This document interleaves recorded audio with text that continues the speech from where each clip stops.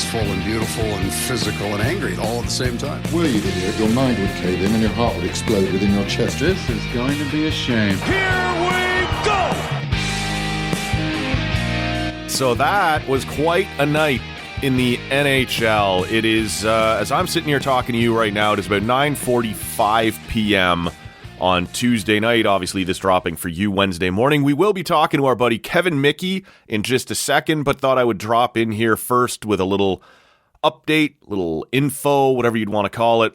The conversation with Michie took place a little earlier this afternoon before all these NHL games tonight. So we talked a little Blue Jays, talked a little bit of the, at the time, the potential Battle of Ontario. That is now locked in. And later on at the end of the show, talked a little bit of WrestleMania with Kevin Michie. But all of that was before we had the info from Tuesday night's games. And it's been quite a night. So just wanted to comment on that quickly. Starting in Toronto, because that's where we should always start. That's where you're all used to starting, whether you're a Toronto fan or not. Your highlight shows and your intermissions and whatnot always check in on Toronto first, so why should I be any different? Leafs go in and grab a 4-0 win over Buffalo. Check off everything on the shopping list. Mitch Marner gets his 100th point of the season. He's never done that before. He's been to 99 and to 97, so that's a little career landmark for him. He'll be happy to check off. Austin Matthews gets his 400th goal in his career. Obviously that's kind of a fun one. They even get a shutout for Stolars as sort of a, you're standing in line in the 10 items or less thing. They got those little chocolate bars or maybe the Guilty Pleasure tabloid magazine or something. You still got one more spot in your basket. You throw that in there. Nice shutout as you're walking out of Buffalo. And most importantly, you claim the division. It locks in the Battle of Ontario. Which is going to be a lot of fun, certainly on this show, where obviously I think at this point you all know where my allegiances are and where basically every other guest, every other co-host on the show, where their allegiances are. I don't expect to have a whole lot of emotional support as this series rolls on. So stay tuned for some details on how all that's going to shake loose here coming up. But also, the pressure stays on the Montreal Canadiens. It seemed no more than a week ago, maybe even less than that they were supposed to be home and cooled. They were going to be in. It was just a question of time. Columbus has not allowed that to become a thing. And, Ottawa beats Montreal on Friday night. Toronto beats them in overtime on Saturday. Chicago beats them in a shootout on Monday. And all of a sudden, Columbus, with a 3-0 win over Philadelphia on Tuesday night, is right there and has put all the pressure right back on Montreal. Now, if Montreal gets just a point on Wednesday against Carolina, they're good. Doesn't matter. Get into overtime, win in overtime, lose in overtime, shootout, whatever you got to do. Just get a point and you're in and you're good to go. But the pressure has suddenly ratcheted back up, which is fun for, people who enjoy a good race and who don't like the Montreal Canadiens. If that doesn't occur on Wednesday, if Montreal does not get a point, the pressure still shifts back to Columbus the next night, who would have to get a win, I believe, on Thursday. But they would stay alive. And look, Columbus has been one of those teams most people have been, to one degree or another, sort of rooting for throughout the season, and it looks like they're going to make this interesting. Montreal still controls their fate. Just get something done on Wednesday, and we'll see. Ottawa lost on Tuesday night. It's irrelevant.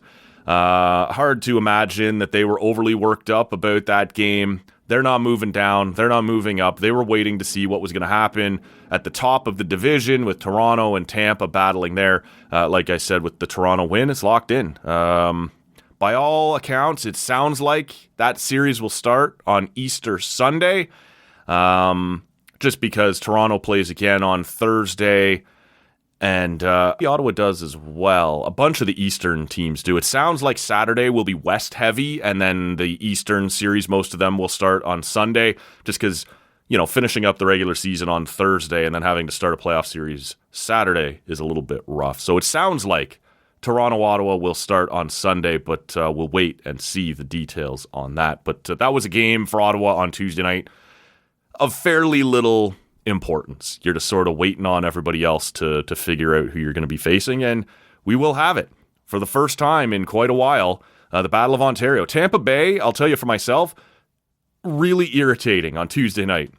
No help at all. Like I said, I recorded this conversation with Kevin Michie on Tuesday afternoon around 3 o'clock, 3:30, and I wanted to wait and post it and, get the upload done after I saw what happened on Tuesday, just so we could properly frame up the conversation Michie and I have. And we do talk about the idea, the reunion of the Battle of Ontario, the renewal, I suppose, more than the reunion of the Battle of Ontario. But we didn't know yet whether it was happening. At the time, it was all still, well, maybe, we'll see how this is going to shake loose. And so I'm sort of waiting. I figure I can slip in, record a quick little intro to the show during maybe the first intermission, maybe the second intermission. Maybe one of those games will be out of hand. Maybe Florida's pounding on Tampa, even if Toronto's still close, and it's clear they're not getting a point, and so this is going to get done. Maybe it doesn't really matter what's happening in the Tampa versus Florida game. Toronto's pounding on Buffalo.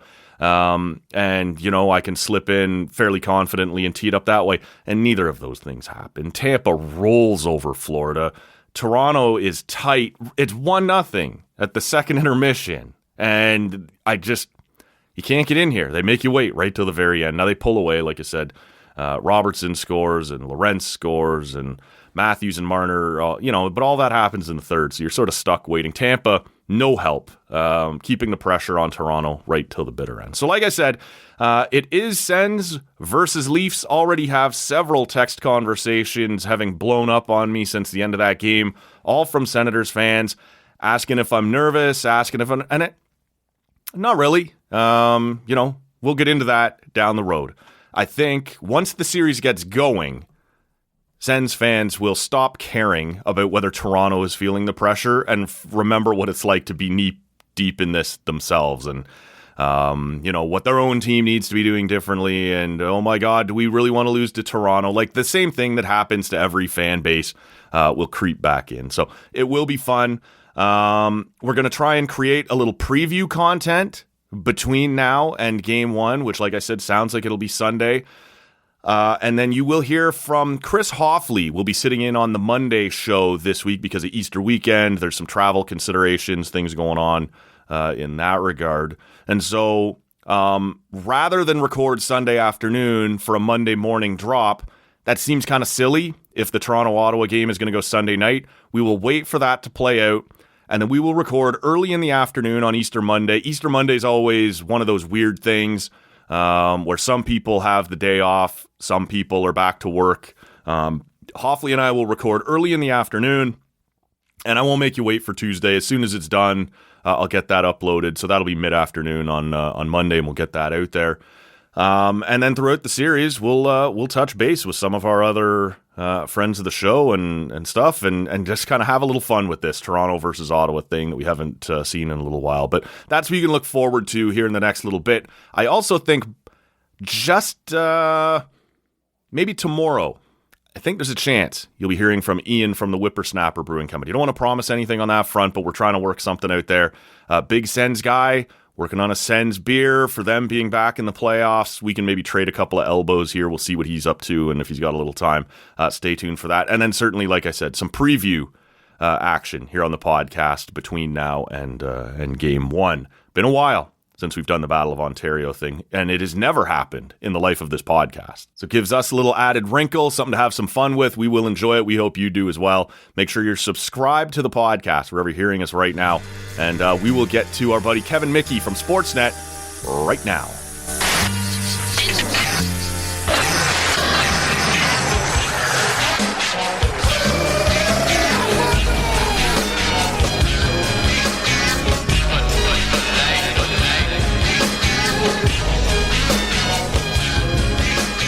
With all that out of the way, let's get right into it. We go to one of our favorite people. As we traverse the last few miles on the road to WrestleMania, we join somebody who is currently on the road to Sportsnet. But since we last spoke to him, he's undergone a fairly significant gimmick change. As the diesel roars down the highway, we join new father, Big Daddy Drool, Kevin Michie. What's happening, man? Oh, that's really, just I've standing ovation for everything that just came my way. The driving puns, the road puns, Big Daddy Drool, all really well It's done. taken me Yes, weeks, hello. man. Yeah, you know what? Well, it's time well spent, whatever you did. Whatever else you were doing, this was the time to spend. Hey, yeah, hello, greetings, salutations. Yes, I'm traversing the road of fatherhood or something like that. Yeah, road maps. Is it well yes, paved? Is it bumpy? How's it treating you? It's unknown. I just kind of drive and I'm like, where the fuck am I going here? And then it's just like, oh, I think this is how you're supposed to be a parent. And that's kind of my wife and I both doing the same thing at the same time. But it's been a lot of fun. Yeah, my son, Camden David Mickey, born February 28th. And it's been a whirlwind, but it's been pretty cool. I just have this kind of miniature version of myself kind of hanging out with me. Oh, we're going to ask him to shoot higher than that. I know, yeah. I hope that he shoots higher both in personality, looks, smart. Hopefully he gets a lot of his mom's side. Sure. You getting any sleep? You can define sleep to me, and I'm sure that I've gotten some at some point, somewhere. It's on and off. He's sleeping like decently in the early portions of the night. He'll go down for probably 5 or 6 hours, which has been actually pretty terrific. So we put him down at like 10 or so, 9, 10, and he's down until kind of mid morning. And when I say mid morning, I mean AM. Yeah. And I'm kind of keeping my same schedule that I used to have, or that I still have when I was working the producing shifts at Sportsnet. So I kind of stay up with them and try and let my wife get some sleep. Sure. But yeah, it's been an adventure, but it's been fun. Well, maybe this is an unfair time to ask you this question, but you know it's always coming when you come on this show. Has it been all, baby pablum and things like that, or have you been able to sample anything lately on the craft beer front? I tell my son, I said, I got to go bottle for bottle with you. But the thing is, the guy drinks me under the fucking table. He never stops. No. Yeah, honestly, I haven't had a ton of time to consume the finest of beverages, but a buddy of mine who works for Steam Whistle brought me some Steam Whistle as a present. And then I think I actually texted you and I said he also brought me some Japanese whiskey, which I sampled the other night. It's terrific. 5 stars out of the Tokyo Dome, man. Oh, yeah, absolutely. It's 6 stars in the Tokyo Dome.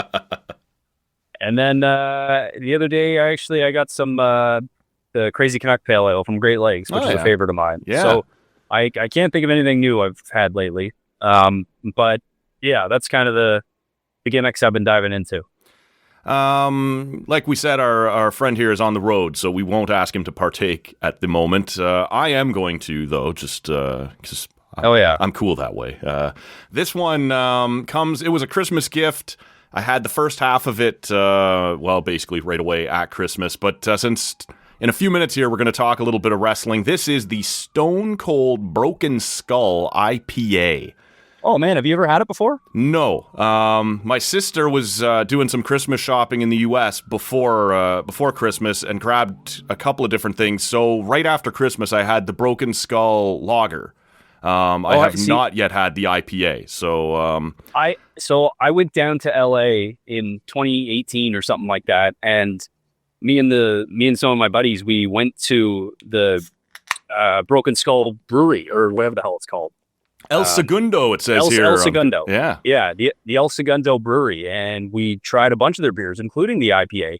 And whenever you try that first sip, tell me, but I really enjoyed it when I tried it. I'm enjoying this too. The lager, honestly, was a little plain. And I mean, it's a lager. It's going to be. I didn't want to be unfair to it or anything. This has a lot more flavor. This does have, if I'm being honest with you, though, a little more of that New England IPA, a little bit of that kind of fruitier as opposed to kind of that crispy, bitter West Coast, which is surprising out of El Segundo. But I enjoy this. I wasn't sure whether this would just be kind of lame and then you slap somebody's name on it and whatever else and it sells based on that. But no, it's actually pretty nice beer. Well, not bad. Mm-hmm. Well, again, you just go tell Stone Cold that his beer is kind of fruity and see how that goes. Yeah, drop you on a stack of dimes that you call a neck. That's right, man.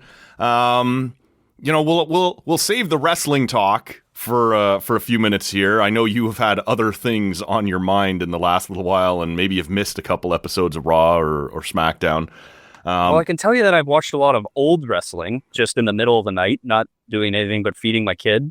Make so sure that the first thing he sees is Bret Hart. Is that the idea here? Is it? I randomly just decided that I would just start watching Raws from like 1999 and like the lead up to WrestleMania 2000. Okay. Boy, what a kind of gimmicky lead up that was. The McMahons in all four corners. Ooh, wasn't that the break. one that did not have a single one-on-one match on the card? They were all, handicaps and tag teams and fatal four-ways and whatever. You know what? I didn't even think of that, but I think you're right. Because it also had the TLC. Like the very first. Yeah. So incredible match there, but then kid, wake a up! Whole lot of watch this gimmickry. Yeah. Watch Jeff Hardy jump off this ladder. Don't do what Jeff Hardy did in other parts of his life. Though, yeah, son. exactly. You'll be seeing a lot of that over the years here. I wanted to ask you a little bit here. Like I said, we'll get to the wrestling down the road in a little while here. But you've been making these weekly videos on the Jays, and the last time we talked, you had mentioned that you were doing some more work on another podcast, that you were working with them. Like, where does the idea for this? Is it just I'm sitting at home enjoying paternity leave? They're fun, right? They're like a weekly recap, but they've got different. I was going to say pop culture from when you and I were young. References mixed into them. Where does the idea come from? What's the where does this idea pop up? And, can we count on these all year? Sure. So I'll take you behind the curtain a little bit. So like way back in December, somebody had reached out to me asking if I wanted to like host this new show, which is kind of like the podcast gimmick. Mm-hmm.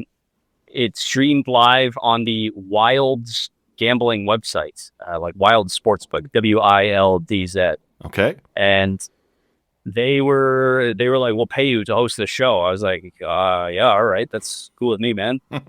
And it really kind of worked out too, because they kind of made a short-term commitment to me, and that was while Chelsea, my wife, was about to go on mat leave. So I was like, oh, perfect. So I can get a couple extra bucks, kind of fill in what she's not going to be making while she's on mat leave. So I did that for 3 months, and then right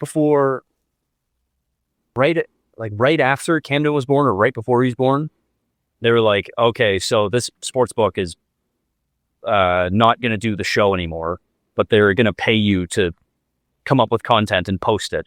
I was like, all right, that's fine too, I suppose.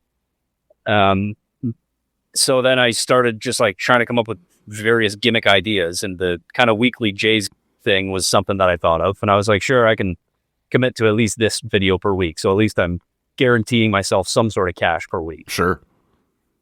And then after the first 2 or 3 that I did with them, or I collabed on a couple of videos with them, and then they announced that like they're essentially pulling out of the Canadian market. I was like, all right, cool.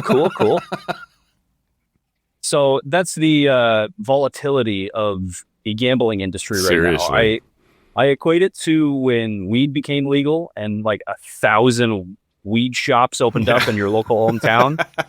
And, like who's left? So that's kind of what's happening with gambling right now. And they're just looking to try anything and everything. And they're like, here, we'll pay you money to do this. And like, I was like, all right, I was like, do I have to like make it gambling oriented? And they were like, no. I was like, all right, perfect. Just content, right? Yeah. Okay. Exactly. Yeah. Hashtag content, as the people want it. So that's essentially why I started doing it. And then they are pulling out of the Canadian market. And I was like, well, I don't know. I feel like I'm already pot committed to it. So I'm just going to keep doing these weekly Blue Jay videos, just mostly because I also, for another former or an old reference, Waterboy, because I enjoys it, mama. So yeah, that's basically what I'm doing. And then you're about to have some bed sheets in your house that look like his as well. Yeah. Not yours, it's presumably. Yeah, exactly. I'm going to point to all his friends. There's a bed sheet over there. Kids are supposed to have stinky feet.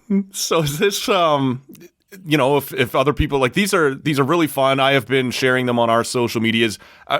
social medias. Is that a sure? Yeah, sure. We're No, rolling I with accept. it. Yeah, is your social the best place to find them now that Wilds is pulling out? At Kevin Michie on Instagram, is that the best place to pull these down? Because to me, it's just a simple recap of the week with some stuff mixed in to kind of make you chuckle, make you giggle a little bit on a Monday morning. I've found them pretty fun, man. Is that the best place to check them out? Yeah, just on my Instagram account, Kevin Michie. And it's funny because a lot of people are out on the Jays this year. Just very low, first lower place Jays? expectations. Well, yeah. After they got shit kicked on Monday night. You mean not the so Easton sure that they are Lucas anymore. thing didn't hold? That wasn't. No, unfortunately. Yeah. No, it's over. Yeah, I just because people are out on the Jays this year. I actually had a couple of my just friends be like, actually, those are pretty good. Like, I barely watched any Jays, so this kind of worked. I was like, all right, well, I suppose that's the goal here. Yeah. But otherwise, too, it's just more of it's a fun creative outlet. It's something stupid. It's fun. Well, this is it, right? Like, for the longest time through the dark ages of wrestling, I was following wrestling through the pod. I don't got 3 hours to sit and watch whatever the hell you're trying to present me on Raw right now. I got an hour for, top turnbuckle wrestling podcast or... tight reference. Yeah, throwing it back, man. Those are cool. We will link to Mickey's Instagram in the show notes. They are a lot of fun every Monday morning. And an easy way, if you're one of those people expecting the worst out of the Jays, then this is a way to kind of keep an eye on them.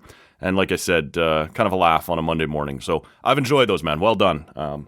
Thank you. Yes, it's been fun. And maybe the Blue Jays aren't going to be so bad after all. I don't think that they're going to win the AL East, but I don't think they're going to be as bad as everyone thinks they will be.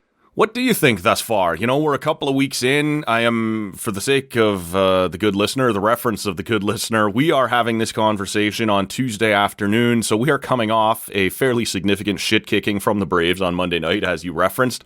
But maybe they've turned it around again on Tuesday by the time the good listener hears this on Wednesday. We'll see, but, it was a bit of a tough go. This first...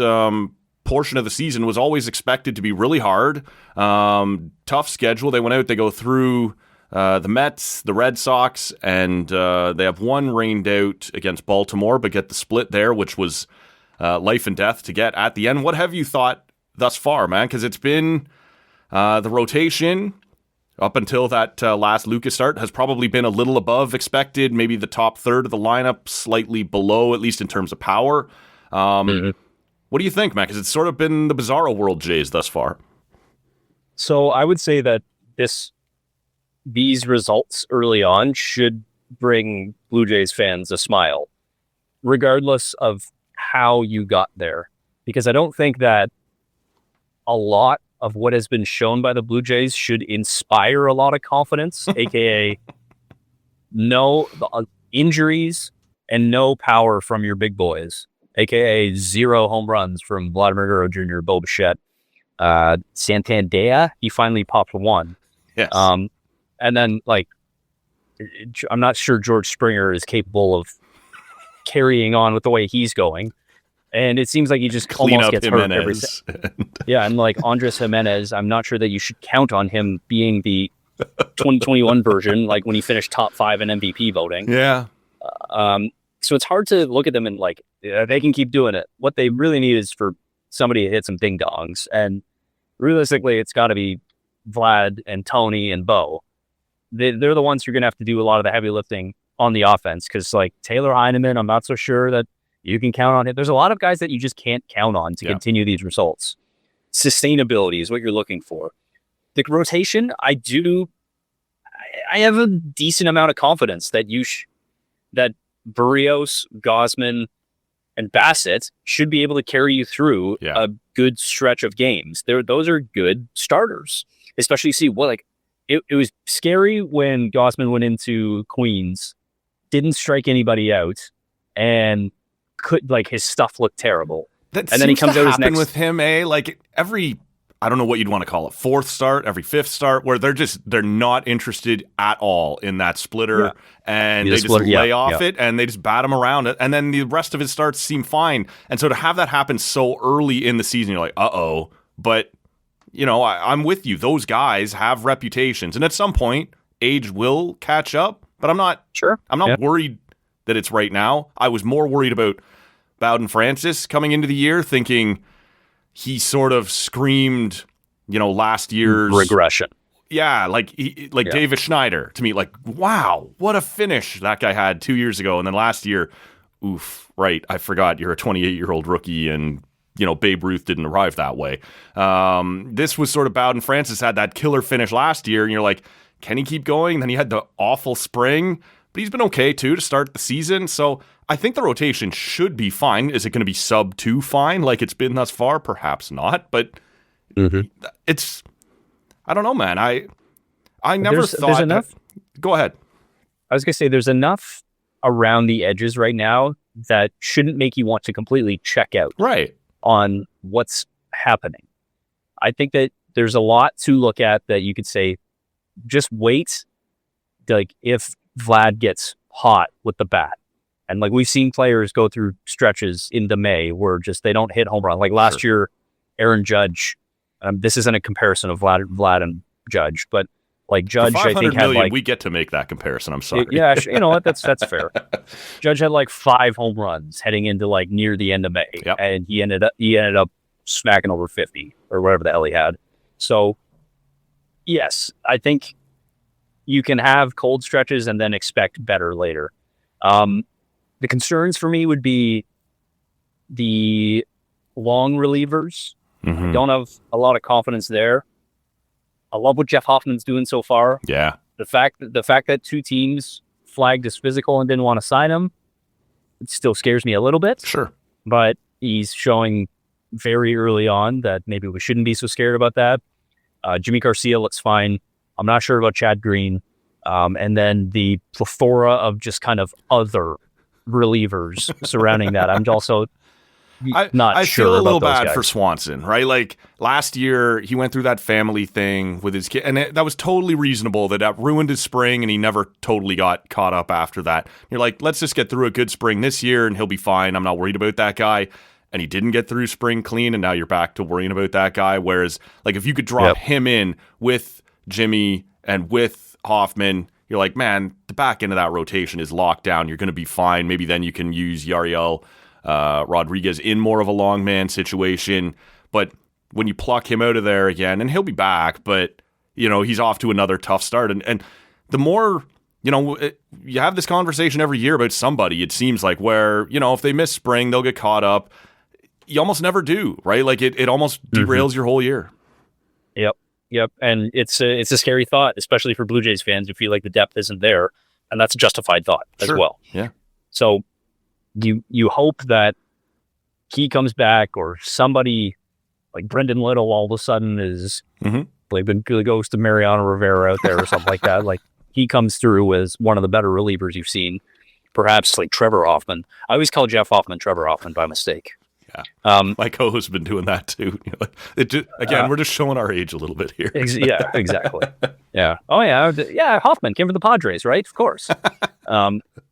Yeah, I'm honestly still. I'm a relative pessimist, and I still feel very optimistic about moving forward. And if you live in Toronto, and you aren't snapping up tickets to go see these Jays right now, what are you doing? Because the Dome is spacious. There are very affordable tickets to be had right now. Yes, go out and just enjoy some space. You can go stand wherever the hell you want. You can go sit wherever the hell you want. It's spectacular. You can probably get first choice, or be first in line to go down the slide up at Park Place there or whatever. Buddy, imagine the Jays had a slide like they do in Milwaukee. You can pay to go down it. I'm sure a million people want to do that. No, it's interesting, man. I'm with you on it. I went into this season, I've been saying to our listeners, wanting to be optimistic, wanting to enjoy this. And look, I don't think they're a first place team either, but I did think there was enough here that they will battle for a wild card spot. And part of my reason for wanting to be optimistic, well, it was twofold, Kevin Michie. Over the last 2 years, they haven't been that much fun to watch. And I sort of thought there was a possibility starting next year for a while. They weren't going to be much fun to watch again. Now, obviously, the Vlad re-signing, obviously limits that and shows they're still going to be all in and trying to contend. Whether they're successful or not, we'll see. But I think this team could be fun. We'll see what Alan Roden's going to be. We'll see what Will Wagner's going to be. There's enough there. The rotation is good enough. The lineup, when the top third gets going, is going to be good enough. It's fun watching Andres Jimenez do what he's doing out in the field. Kind of our new John McDonald, or however you want to look at that. Although I don't know that we ever put John McDonald in the cleanup spot. Nor should I think we should. However, it was reasonable. The defense. Yeah. I see your comparison there. So it's fun, man. It's just, I think there's going to be enough, and who knows? You and I may be talking in August, and I'm enjoying this a whole lot less, but I think they're going to be good enough to stay in the race. And when I looked at this roster, I thought that was about all you could expect, all you could ask, and stay in it till July and force them to go jump past that next luxury tax situation and bring in some help. They've been fun thus far, man, and we'll see how it goes from here. Yeah, and if there's honestly if there's evidence to be looked at to support the fact that they will want to continue to contend, it's the fact that they just gave Vlad a fuckload of money. You use the term pot committed. You are pot committed. 1,000%. Like, that should be good news for Blue Jays fans. Yes. Like, you're not going to rebuild. You're not going to retool. You literally have There's a no superstar. cap. You're not like, No. who we're going to have to give away. No, like, they're in now and going to build around him. Yep. And that should be good news for Blue Jays fans. You should take that as good news. And as soon as the Rogers NHL deal got announced, I was like, oh, they're not going to be able to sign Vlad now. That's it. It was an expensive week for Eddie. For old Eddie Raj. two different businesses, apparently. And they decided that they can afford to pay this. It is funny, though. The comparison I made on the show was, $500 million after you've spent $11 billion. What the hell difference it make, right? Like, sure, it's sort of like totaling dad's car and then reminding him the next morning you need new sneakers or something. Like, that's pretty good. So I was thinking it's wild that at the end of that 14-year deal for Vlad, like, my son is going to be 14 years old. I was just like, holy shit. He's going to spend this entire first part of his life, Vladimir Guerrero Jr. on the Blue Jays. Well, think of how many Vlad jerseys you're going to buy. You're going to have to buy the newborn. You're going to have to buy the toddler. You're going to have to buy the kids version. You're going to have to buy the adult version. This is I'm buying him John Olerud jerseys. That's what I'm buying him. And the batting helmet. That's a dated reference for us. The kid's not even going to have a clue what. Who? Hey, you might as well have bought him a fucking Ted Williams jersey or something. He will respect the old ball players. Also, I've already decided that one of the traditions, because I heard a couple other people say this, and I was like, this is a great fucking tradition. I'm gonna, every opening day, I'm gonna take him out of school, and if the Jays are at home, I'm gonna go down to the ballpark with them. Love that. I was like, that's a sick tradition. I was like, I'm absolutely gonna do that. Yeah. This is gonna have to start early though, like out of preschool, out of. 1,000%. That's exactly what I'm going to do. It's a great excuse for me to go. 100%, man. I wanted to ask you, because sitting here in the nation's capital as a Leafs guy, all the buzz right now, and just to reset again for the listener, it is Tuesday afternoon. The Leafs are playing tonight against Buffalo. It should be a smashing. It rarely plays out that way. Tampa Bay is playing the Panthers. If either of the Leafs win in regulation or the Leafs lose and Tampa... No, I've got this backwards already. I've twisted myself backwards. up. Yeah, if the Leafs win or if Tampa loses, either one in regulation, the Battle of Ontario is locked in. And here in Ottawa, this is big news. And look, for me, it is as well. I'm of that age where those were some of my formative years in hockey, was that run. It starts in 99. The Leafs go up against the Flyers and John Van Beesbrook, who...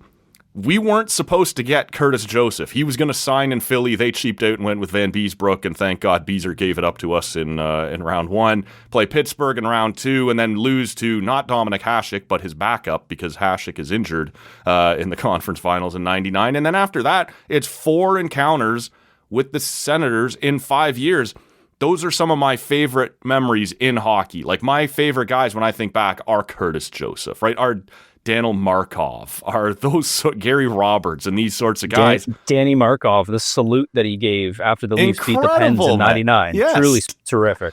So this is all the, I'm getting hammered around here to come on other Ottawa podcasts and radio shows, just my friends in general. And the big question I'm getting is, are you worried?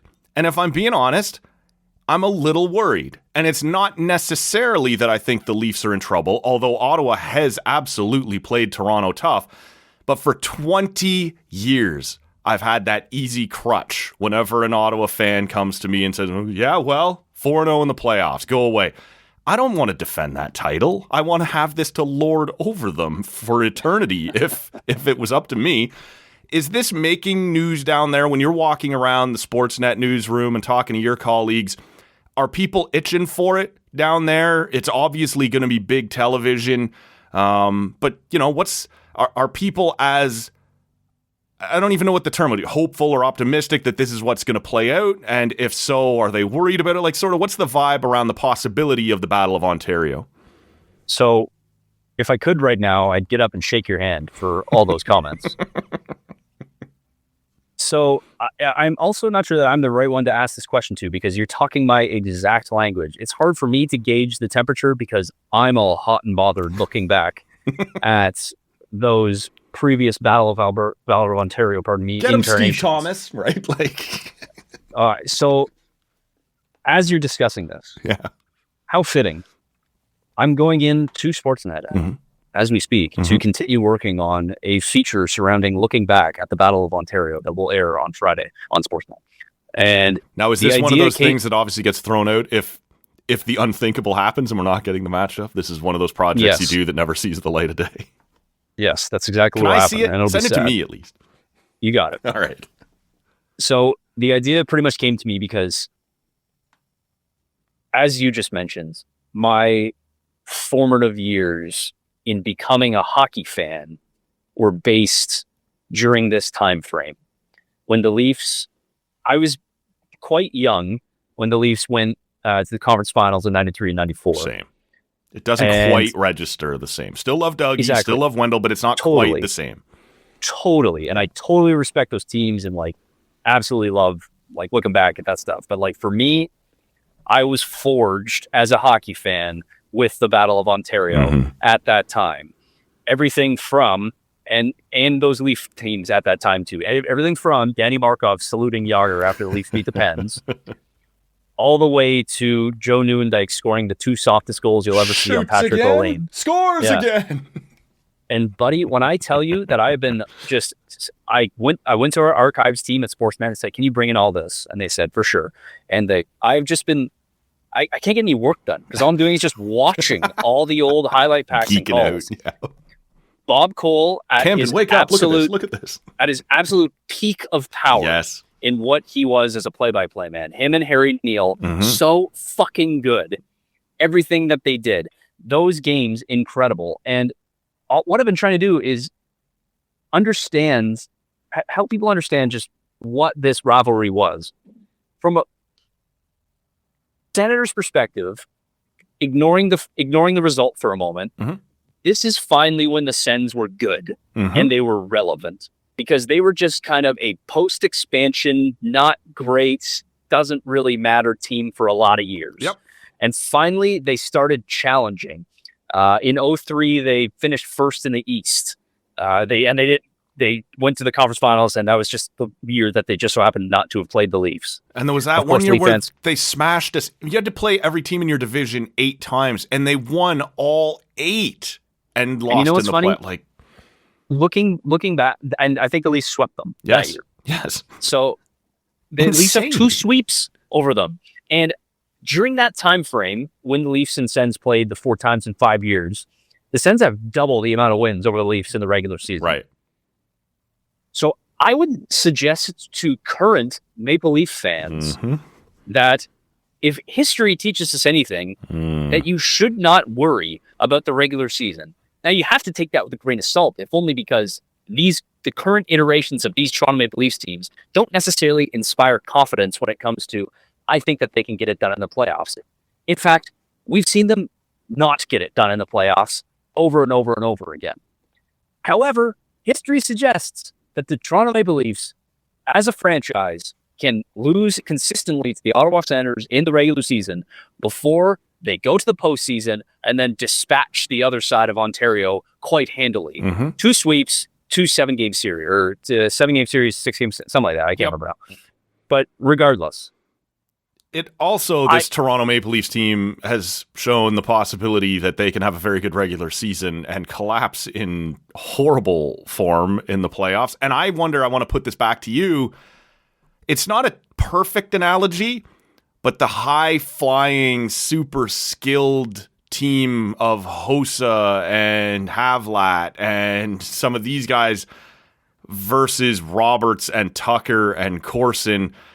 A blue-collar team. If you wanted to paint those positions now, it's Brady Tkachuk and Ridley Gregg and versus Nylander and Marner and Matthews.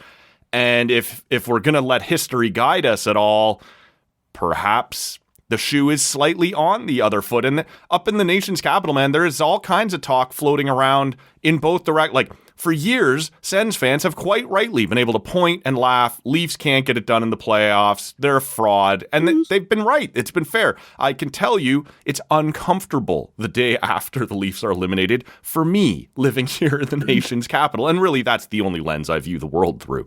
And so, of course, I now, like, the Sens fans have that on the line. If you have been for 7 years saying losers and then you show up and lose to them, that's a tough thing to have to deal with.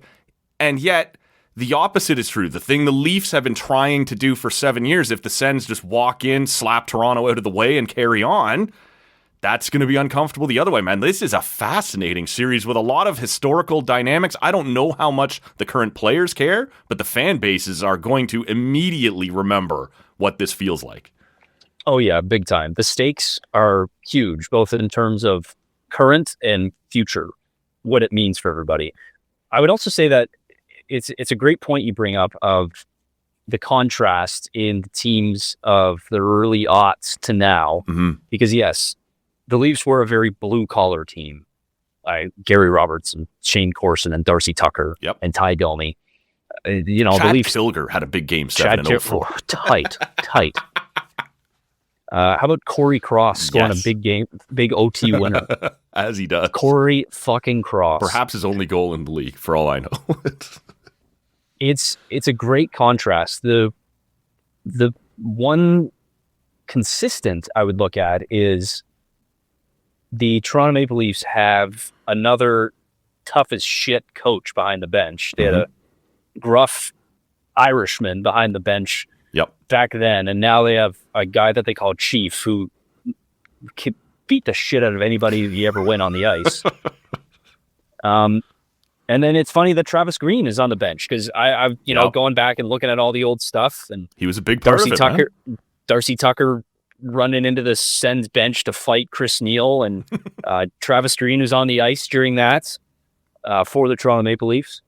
So there's just a lot of interesting stuff because, it's a great point that you bring up too with the Leafs have been able to hoard over the Sens that the Senators have never been able to beat the Leafs in the playoffs. The Sens in turn can say, you guys just can't win in the playoffs regardless. If now the Sens come in and beat the Toronto Maple Leafs, there's nothing that the Leafs can say all of a sudden. Both are against us now. Yeah. Yes. And at this point, it seems like management has committed to, if the Leafs don't make it out of the first round, like big changes are coming. And if that just means like Mitch Marner's not coming back and they bring in some other players, then you got to think that like it's fucking happening. Like a loss to the Ottawa Senators is franchise altering. Yes. You'd have to imagine. So the stakes are huge, big time, as big as WrestleMania weekend, perhaps. A king of transition. This guy's in the broadcast business. He knows what's up. So there's two things I want to ask you about here as far as WrestleMania goes, and they are surface things. I'll be honest with you. I don't have the excuse of a young child keeping me awake at night. I have old man, antacid problems keeping me awake at night. And I can't be watching as much wrestling as they're presenting right now, even though it's been better over the last several years. I think we've talked about that before. And this build feels less interesting to me than previous ones, but that doesn't mean there aren't some interesting things. The big one is that John Cena, after 21, 22 years in the business, has turned heel, which means is now a bad guy for people who don't follow this. And look, there were hardcore wrestling fans for a long time asking for this, but he was sort of, he did the Make-A-Wish thing all the time. He is the all-time, for however you want to rank this, and it sounds so crude to say, but he has granted more wishes to the Make-A-Wish Foundation than anyone, not just in the wrestling business, but anyone ever. He sold merchandise constantly. There was no good reason to make him a bad guy. He comes out last summer, he says, 2025, I'm going to be back, I'm going to be part of the show, and that'll be my last year, and then I retire. He's off doing movies and things like that. So he rolls back in. People are happy to see him. They've ignored the mixed reactions they used to give him. You understand he is a legend. We're watching his final tour here.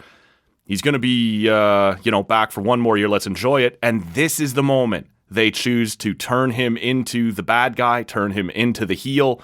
I'm curious, just in sort of a surface sense, were you surprised? Did you like it? And what does it mean as he goes in to face the current John Cena, the current face of the company, good guy at the main event of WrestleMania? I certainly I would say that, yeah, I was definitely surprised. If you weren't surprised, then you're lying. I'm also impressed that he wanted to pull the lever. I heard a quick interview with Triple H where he was explaining why they're doing Triple this. H now running the show for people not familiar. Yeah, that's right. Yeah, Paul Levesque, who's booking all the creative. Mm-hmm. And they took it to Cena and they said, essentially, if you don't do it now, you'll never be able to do it. Yep. And you could simply go in and do the greatest hits, and people would like that. People would enjoy it. It's not necessarily phoning it in, but almost going through the motions.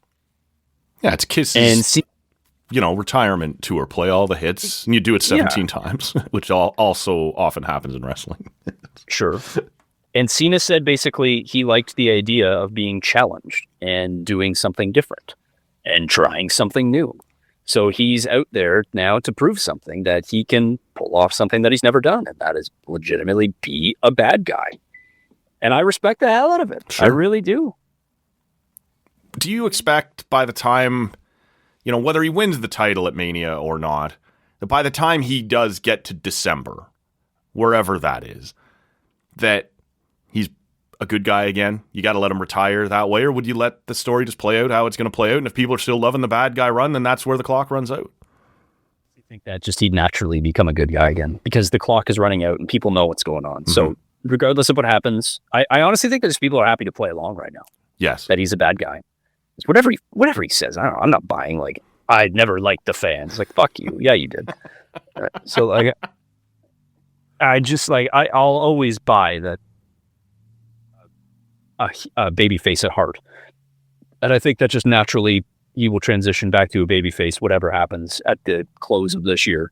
In regards to him winning, yes, I think he'll win. Really? And I think that. So we should also play out here for the way the story is told, and for wrestling nerds, you can say how many titles Ric Flair has won all over the world and whatever else. The record here, or the story here, is that he would, if he wins, pass Ric Flair for more world championships than anyone has ever won. So that's the story they're telling. Cody Rhodes is the current face of the company, the big, the good guy, the modern day Hulk Hogan or John Cena or whatever. And you think they're going to put Cena over here and let him claim that record? Yes, because then I think that there's fantastic money to be had in a return match. You could also convince me, though, the other way. You could say that he can't win it as a bad guy. He can only win it as a good guy. And come SummerSlam, he finally figures out that he's not a dick, and he goes back to kissing babies and making wishes, and he topples whomever has beaten Cody at that time, or maybe Gunther is a double champion. Sure. And he's the evil guy, and Cena's got to come back and save the place. And so that's what he does, is his last good grace to WWE. Sure, you could totally convince me of that. Mm-hmm. I just think that Cena and Cody, you can make more money. I think WWE sees they can make more money on that. And so Cena wins now, final WrestleMania, going out on top would be fitting, and WWE can claim that the most world championships all time is now just not generically world champion. It's most WWE championships ever, and like that's the record. That's the record that you have to respect. I always just sort of thought like this, and maybe it was just a little ego or whatever. I thought the story that you'd tell, and you could still tell it, like it doesn't work out here. Cena, feels apologetic, and whatever happens the rest of the year. I almost like the idea of the ticking clock. Like whatever the December pay-per-view is, you put it in Boston, his hometown. He's going to face whoever the champion is at that point, and it's now or never, right? Like the clock's ticking on him. You could easily do it now and get a few more months out of the bad guy, Cena. But yeah, I agree with you that by the time we get to the end of the year when he's retiring, he has either turned himself back into a good guy or, as you suggest, the fans are just so appreciative anyway that it's just naturally happened and that can happen as well. So, yep. Kicking clock's good too. I mean, I think that was like one of the gimmicks that Vince loved back in the day was just like up against the clock. Right. Everyone knows like he's coming down. He's got to go up against the clock. That's the group you're going to put me in, eh? That's the booking committee I'm on. Great. I've always said when I think of you, I think of Vince McMahon. The other big story here, and look, there are other big matches. I know you haven't been following as much. I haven't been following as much. The build, it's just not doing quite as much for me. But the other big thing they're hanging their hat on is CM Punk main eventing WrestleMania. And this is a bit No, he's not. Yeah, no, he's not. This is it. He's not. And this is exactly where I was going to take you, man. Is Punk, he comes back in the fall of 2023.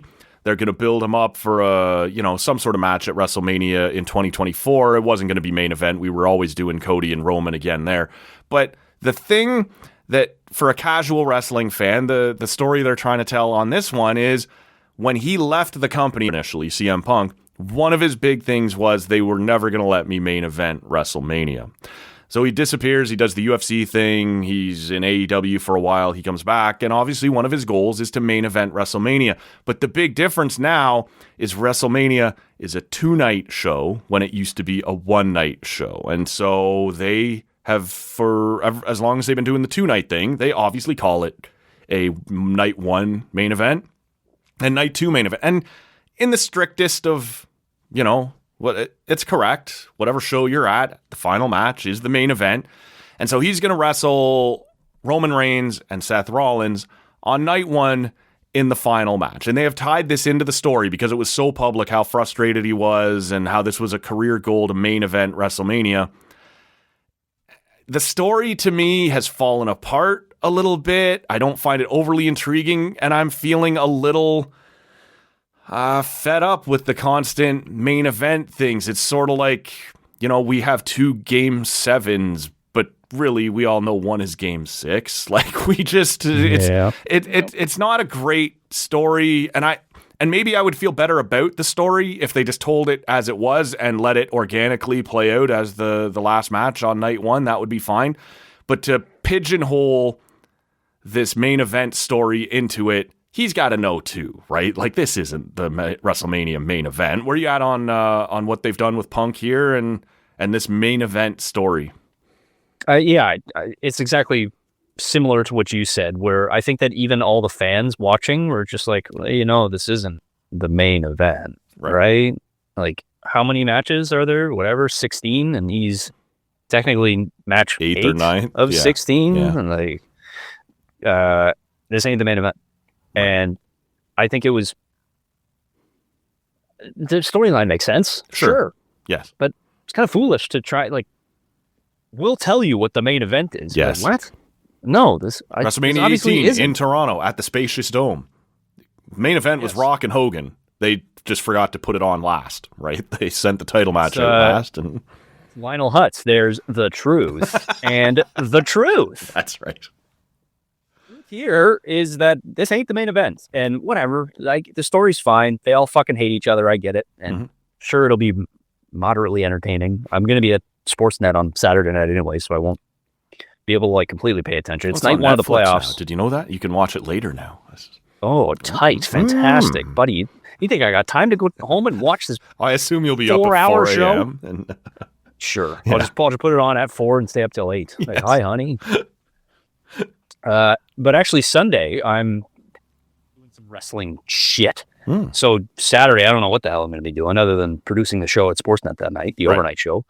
And then Sunday morning, I'm going to at Rebel in Toronto, which is the old Sound Academy. Which is the old Docks. The Cool House? No, not that. No, you're right. The Docks. Sorry, you're right. Yeah, the Docks. Yeah, the Cool House is now a Loblaws. So, very way cool. less cool. Yeah. Loblaws is super cool, man. I think about how I went and saw a Day to Remember at Loblaws once. Everything. I remember when I saw the Leafs and Blackhawks at the other Loblaws once. Oh, yeah. So far, yeah. Everything's a Loblaws. Yeah. Smash Wrestling, which is a relatively bigger indie promotion here in Canada, or at least, pardon me, and I should say in the GTA. Mm-hmm. They're holding a WrestleMania Sunday show, and actually Blake Murphy kind of got me this opportunity. Oh, yeah. He floated my name for the wrestling ring announcer that day, so I'll be pulling off my best Howard Finkel that day. I see you as more of a Tony Schimmel, to be honest with you. Or, Oh, buddy, I love Tony Schimmel. Like, who doesn't? Oh, such a straight shooter, that man. Loved him. Yeah, it's, I don't think the match is the problem. And look, you can put it on night one as the night one main event, but to make it such a part of the story and keep shoving it in fans' faces. And look, Punk seems to be a slightly different guy. I understand where I am in the company and where I am in my career. He's in his mid-40s now or whatever he is. Whether he's mellowed on the whole thing. I wish they weren't trying to build so much of this match into being a main event when we all know what the real main event is. That's all.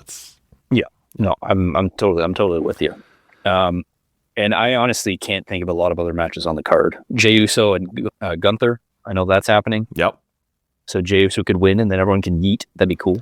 Tiffany Stratton and Charlotte has gone off the rails hard. That's going to be interesting to watch whether they can work together. Yeah, I kept seeing shit pop up, and I saw all the wrestling marks being like, "This is so unprofessional." Yeah, I was like, exactly. I feel like you're all just getting worked here. So, but all right. And I didn't actually watch any of the promo, so I have no idea what the fuck's going on. Yeah, and then the New Day's facing the Viking Raiders. I had no idea. This is great, right? Like, your tag team title should be on the card, but that match shouldn't be on the card. So, it doesn't feel like it's quite. It's going to happen some years, right? If you're going to try and fill a 2-night show, there's going to be some stuff. They're not as hot this year as they have been in past years. So, and there's going to be so many calls if it's a relatively tame WrestleMania in terms of excitement. There's going to be so many calls for it to go back to one night. But here's the thing: now that it's 2 nights, essentially they're saying they backed a dump truck full of money up to my house. Like, I'm not made of stone, and so they just get so much money from 2 nights though. So it ain't going back to one night. No, and I'm quite certain when they did this Netflix worldwide deal, that was part of it. You will be providing this many nights. We're getting ready for 2-night Summer Slams and things like that. So this is part of the equation now. Just 2-night Monday Night Raws. That doesn't work, Mickey. Oh, Monday night, right, of course. Whoops. We'll wrap it up here, man. I know you have arrived at the end of the road to Sportsnet and the road to WrestleMania. We appreciate you making the time, as always, buddy. Amazing to hear all the cool things that are going on. We will link to the Blue Jays news. Harder to link to the other cool stuff that you're doing right now, but congratulations on it, man. Glad everybody's happy and healthy, and thanks for doing this. Maddie, you're a fucking beauty. Always appreciate you. Always happy to come on and shoot the shit. That's where we'll end this one. For Kevin Mickey, my name is Matt Robinson. Check out the show notes for everything we talked about here at tallcanaudio.com or on the app you're hearing us right now. Social media at TallCanAudio, and subscribe to the pod wherever you're hearing us right now.